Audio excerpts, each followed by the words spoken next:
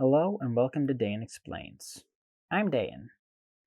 Most Christians, actually, probably all Christians, have heard of the mark of the beast, which is that mark everyone will need in the end times to participate in the economy.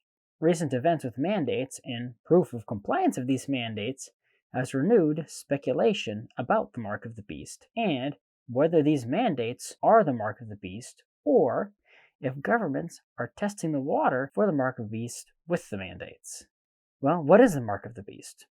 What shape could it take? And have we finally figured it out? Maybe. Let me explain why.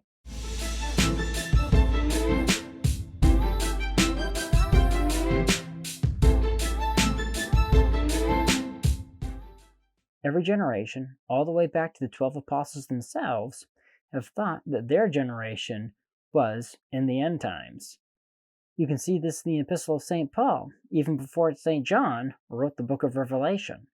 Part of that has been the mark of the beast, which would be used to try and force people to follow the beast. Just on a side note here, I don't think the beast and the Antichrist are the same person or being, although I think they will closely work together. That's a discussion for another video, however. Back in St. John's time, the mark of the beast was no doubt thought of as a simple tattoo or brand of some sort that merchants would not be allowed to trade with you without. That, of course, would be super hard to enforce. The Emperor Nero, who was the Emperor of Rome when the book of Revelation was written, was probably the person St. John had in mind when he wrote the book. He probably met a lot of the milestones to be considered the Antichrist. However, we know that he may have been an Antichrist. We know that he wasn't the Antichrist. As far as we know, there was no effective mark of the beast at that time, and just like I pointed out, a mark wouldn't have been enforceable. Any ideas about what the mark of the beast could be couldn't progress beyond some kind of simple mark for almost 2,000 years. Until 1887, when Edward Bellamy proposed the idea of a credit card in his science fiction novel, Looking Backward. Even though in his book he did call the idea a credit card, it was closer to a charge card, or what most people today would know as a debit card. Edward Bellamy's idea was not implementable in the 1800s, of course, until the advent of electronics, or even more importantly, the electronic banking system. Credit cards did have a non-electronic predecessor developed in 1928 called the charger plate. However, I'm not going to explain it since there would have been no practical way to use it that could have been attached to the hand or the forehead. The early actual credit cards were not very good examples either, since in order to use one, the store clerk would need to call the credit card company on the phone to verify every single transaction. They did set the seeds for what was conceived of as the mark of the beast, however. It showed that commerce could be done via a number attached to a person, and if shops were forced to or decided to, cash could be replaced altogether by a number. The system finally became practical in 1973 when Visa computerized the system.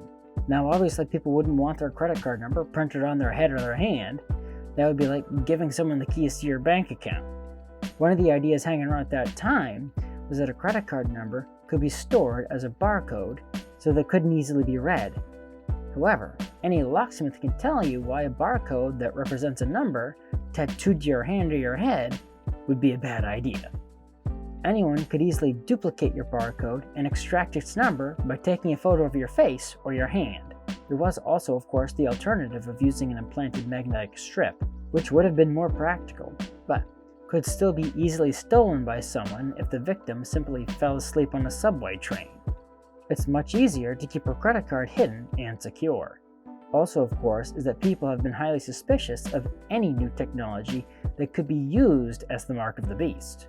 So, unless you have lived someplace like the Soviet Union, there would have been no practical way to force everyone to get a magnetic strip implanted into them back in the 1970s. People became even more skeptical with the advent of the RFID tags, which are basically microchips that could be easily implanted into things like animals and people. And in fact, today, they are.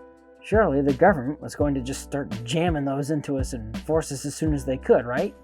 I mean, after all, it was widely believed in many Christian circles that Jesus would return, or the rapture would happen. I really do need to make a video about that. Anyway, that one of those two things would happen at the tick over from the second to the third millenniums. Well, we all know that didn't happen, of course. It's taken a good 30 years since the advent of RFID, and a new generation has come that's more comfortable with the idea of RFID implants being used on people. Although one issue has been, you really would need a centralized government and banking system for such a system to work. Recently, mandates have restricted people's ability to buy and sell if they didn't comply. However, we can see that getting all the citizens of the world to line up and take some kind of mark to buy and sell isn't practical quite yet. But in 2009, I think the last key needed fell into place, opening the door to the possibility of creating a unified financial system without the need for everyone to cooperate. In fact, when using it, many people feel like they are bucking the system. That technology is cryptocurrency, or more generally, blockchain technology. It's a fundamentally different thing than centralized banking.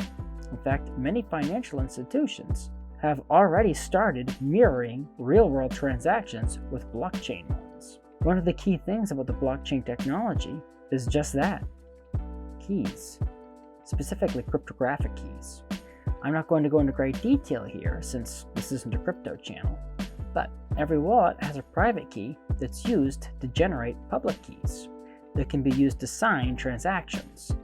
No one, not even the bank, ever needs to see your private key because each transaction can be checked through the public keys alone. The public keys are needed to receive money and payments and can only be made from an account if the owner has its private key.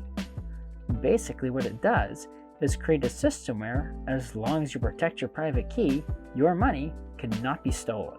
That, of course, means if you store your private key on some kind of chip on a credit card, to steal your money, someone would just need to steal your card. At that point, it's as good as cash.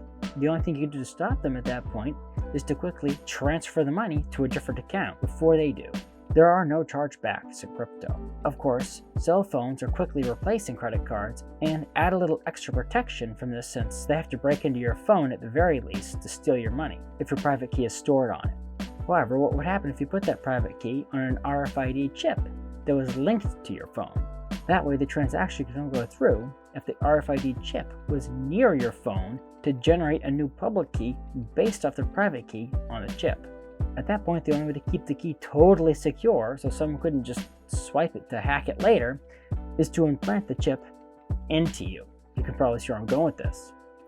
Although this doesn't necessarily mean cryptocurrency itself is the mark of the beast. It could be some kind of blockchain-based RFID personal identification instead.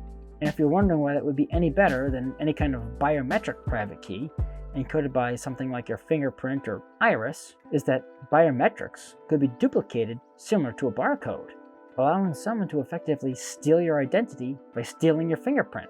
This also doesn't mean that if such a financial system does arise that it's instantly the mark of the beast either, because it's not the mark that's important, but whose mark it is. If it's not the beast's mark, then it doesn't matter. Whatever kind of mark is used by the beast of the end times, marks like it will already been widely accepted by the general public before it gets wielded for the beast's purpose. I'm probably wrong, of course, but I think this may be a glimpse of what the mark of the beast might look like and how it could be easily and widely accepted by the public. Thank you for watching.